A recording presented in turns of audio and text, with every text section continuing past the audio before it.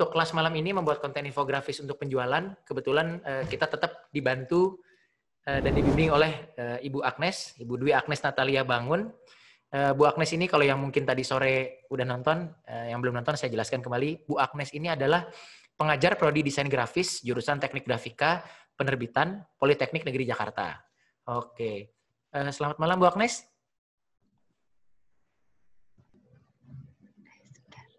Selamat malam. Selamat malam. Oke, mantap Bu. Tadi, oh ya, mau nambahin dikit. Tadi ada beberapa pertanyaan yang memang belum sempat kejawab di sesi yang kelas sore tadi. Tapi nggak apa-apa, nanti itu akan kita jawab di grup WhatsApp. Jadi teman-teman yang sudah hadir dan nggak sempat ikutan, intinya video ini nanti semua pengajaran Bu Agnes dan pengajaran kita di sini akan kita share di YouTube. Bisa ditonton lagi yang kelewatan, ya. Terus yang tidak terjawab juga pertanyaannya nanti bisa lihat di grup WhatsApp, di grup WhatsApp, semua pertanyaan akan kita bantu dijawab. Oke, Bu, kita mau ngejelasin tentang infografis. Mau langsung aja atau Ibu mau cerita dikit infografis apa sih Bu sebetulnya Bu? Penting nggak sih Bu? Infografis itu informasi grafis. Jadi kalau di sini kan untuk membantu penjualan ya. Jadi selain UMKM ini berjualan, jadi ada menjual produknya, di sini kita sih membantu untuk bagaimana membuat informasi. Jadi nggak cuma jualan, tapi juga memberikan informasi yang berguna untuk konsumen gitu. Jadi nggak jualan terus, tapi juga memberikan pengetahuan yang terkait dengan produknya gitu. Jadi di sini sih manfaatnya banyak. Nanti akan dijelaskan juga di materi gitu. Jadi harapannya sih ya nanti bisa juga dipraktekkan oleh UMKM. Oke. Makasih banyak. Bu Agnes, silakan. Monggo, silakan dilanjut. Mari kita mulai kelas malam ini.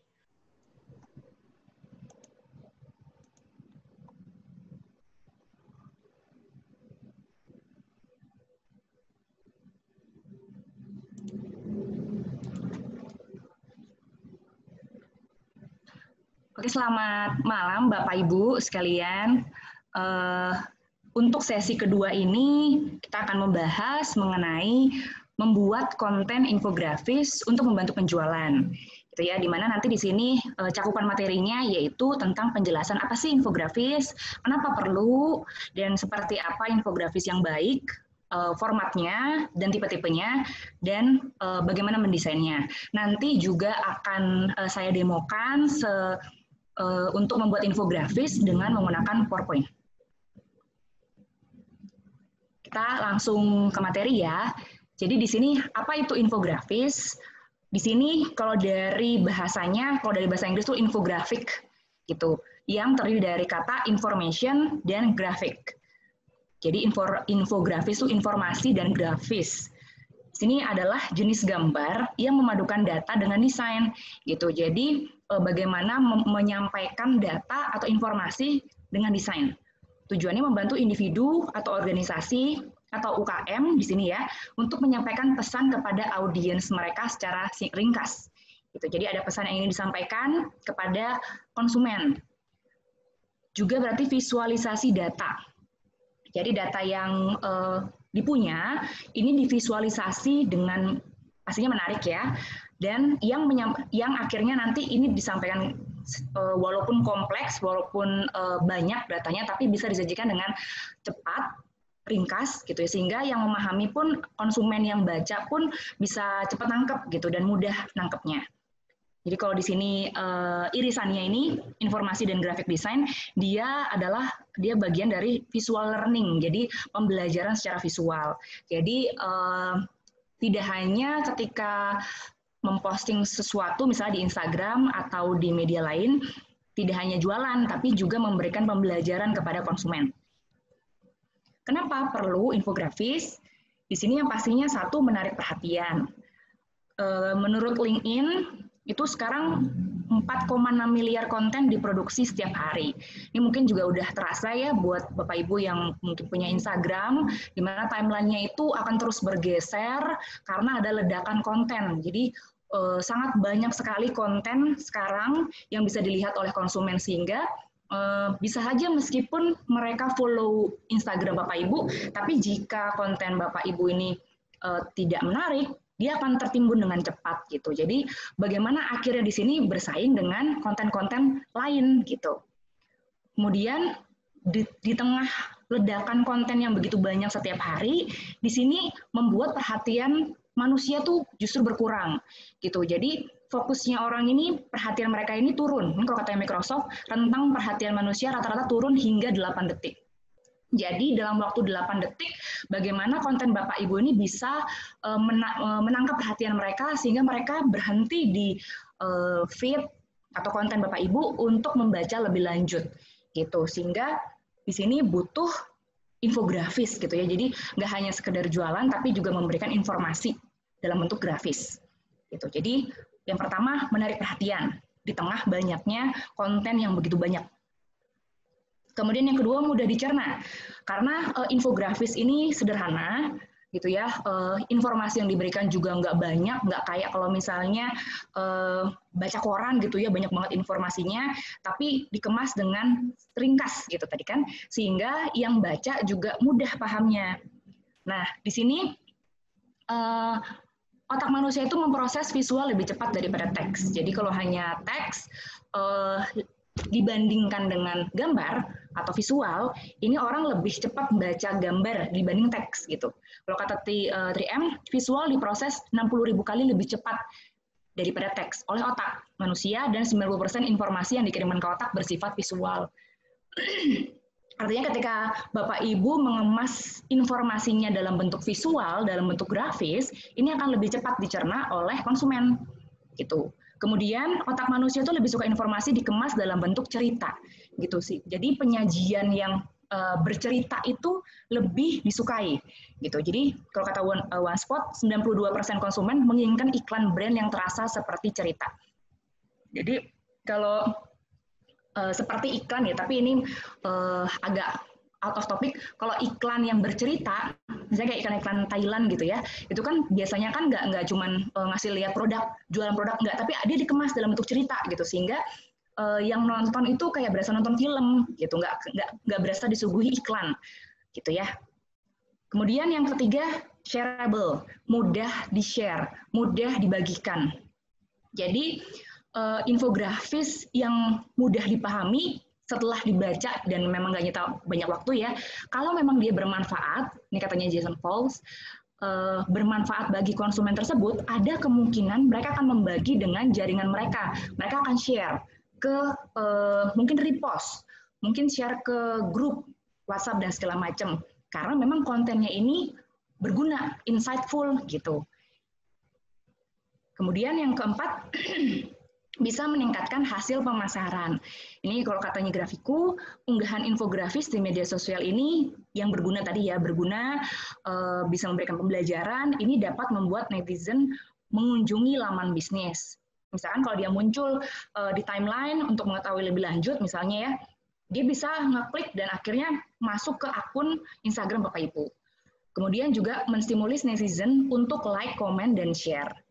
Gitu ya, ini untuk meningkatkan hasil pemasaran. Kemudian yang kelima, menampilkan kesan profesional. Jadi di sini dengan adanya penyajian komponen warna, huruf, tata letak yang menarik, jadi ketika infografis ini didesain dengan baik, dengan informasi data yang update dan valid, ini akan membuat kesan bisnis ini lebih expert gitu ya, lebih canggih, lebih profesional gitu. Ketika dilihat ini kayaknya diriset dengan baik, datanya ini berguna gitu, sehingga akhirnya bisa menampilkan kesan yang profesional. Itu adalah kenapa perlu infografis. Nah, seperti apa infografis yang baik? Ini kalau saya rangkum di sini ya, infografis yang baik adalah infografis yang efektif. Efektif ini di sini nggak bertele-tele, jadi to the point, mau menyampaikan pesan apa gitu ya. Kemudian yang kedua, didesain dengan baik, jadi menggunakan elemen desain dan prinsip desain yang baik. Kemudian disupport dengan data yang benar dan dapat menyampaikan cerita. Jadi yang pertama, kalau kita bedah, yang pertama tell a story, jadi menyampaikan cerita. Tidak hanya menyampaikan informasi, tapi juga sebetulnya cara menyajikan informasinya itu bisa dikemas seperti cerita. Jadi kayak contohnya ini tahapan di bandara ya, dengan tampilan gambar, kemudian penyajian informasi yang beralur, sehingga ketika melihat infografis ini seperti baca cerita gitu. Jadi bisa menggunakan alur atau menggunakan ilustrasi yang sekiranya ini memberikan informasi yang ketika dibaca ini kayak bercerita gitu. Yang kedua, memiliki hierarki struktur dan visual. Di sini ketika mendesain infografis, jika ada hierarki yang jelas, itu enak melihatnya. Mata itu bisa terpandu melihat informasi secara urutan dari judul gitu ya, kemudian di sini kan dibantu juga dengan garis ya, sehingga ngikutnya tuh enak gitu. Dan bagian-bagian yang penting ini kan terlihat bold sendiri gitu, sehingga dia terlihat hierarkinya, mana yang penting mau dilihat duluan gitu ya, sementara body text di sini yang lebih kecil untuk dilihat selanjutnya. Yang ketiga, terstruktur dengan baik. Jadi jika misalnya informasinya itu banyak yang mau disajikan, supaya tetap enak dilihat, dibagi. Seperti di sini, Mendes Quotes ini kan ada 2 contoh gitu ya. Dan di sini dibagi informasinya atas dan bawah, sehingga walaupun informasi banyak, ini kan teksnya banyak, tapi tetap bisa terlihat dengan baik. Gitu, dengan highlight di sub-sub point ini dan di body text-nya. Kemudian yang keempat, memiliki satu pesan utama. Jadi dalam satu infografis, baiknya fokus mau ngasih info apa? Apakah mau ngasih info tentang proses pembuatan misalnya, atau mau ngasih info tentang perjalanan brand, atau mau ngasih info tentang manfaat produknya gitu. Jadi fokus aja ke satu hal seperti ini tentang cuti kehamilan gitu ya. Ini satu pesan gitu, sehingga ketika melihat itu tuh fokus, membaca informasinya tuh fokus. Kalau misalkan punya banyak info, dibagi aja.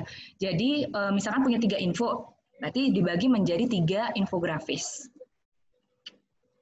Kemudian yang kelima, pastinya menarik secara visual. Karena visual itu bisa membuat tampilan tuh enak dilihat, gitu ya, sehingga perlu menarik penataannya, visualnya, warnanya, tipografinya, gitu. Kayak di sini ada tambahan ilustrasi paus, gitu ya. Kemudian ilustrasi ada otak, sehingga melihatnya tuh nggak cuma teks semua, juga ada permainan warna gitu. Jadi menarik secara visual. Dan yang keenam, akurat dan diriset dengan benar. Karena informasi itu kan sekarang banyak juga, jangan sampai kita membagikan informasi yang salah atau hoax. Jadi sebaiknya ketika mau memberikan informasi yang berkaitan dengan brand, itu betul-betul diriset dulu gitu. Pastikan sumber data yang didapat itu valid, terpercaya dan terkini gitu. Jadi karena kan keadaan itu kan terus terupdate ya. Jadi cari berita yang terkini gitu. Jadi jangan terlalu lama.